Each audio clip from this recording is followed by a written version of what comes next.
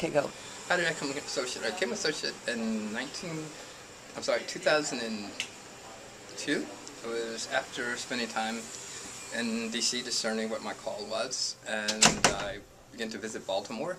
Felt called to go to Baltimore to pick up trash off the streets, and as I was doing that, I met Sister Kitty, who is a Sister of Mercy, and I didn't know what I was going to do, and so she introduced me to the Mercy community, and from there I began to hang out with the sisters for a while, and next thing you knew, I was invited to supper with Sister Kitty, and from that she talked about the associates as well as Mercy Corps, and then she invited me to join part of one of the ministries with the House of Mercy, working with after school program, and during that period of time I continued to discern about religious community, a faith community, and I began to go to some of the sisters' events that they were having, and then in that fall of that year I decided to join Mercy Corps.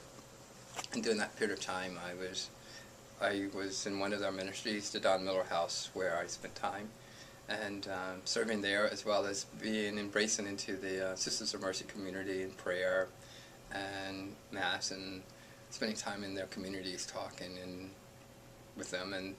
And during that period of time, Sister asked me did I want to become an associate with the Sisters of Mercy, and I said yes.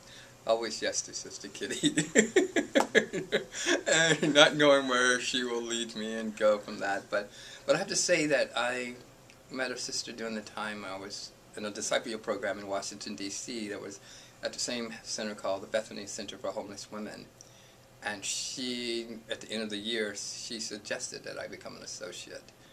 And I wasn't sure. I was looking at becoming a Franciscan brother and join a religious order kind of thing, which I was discerning.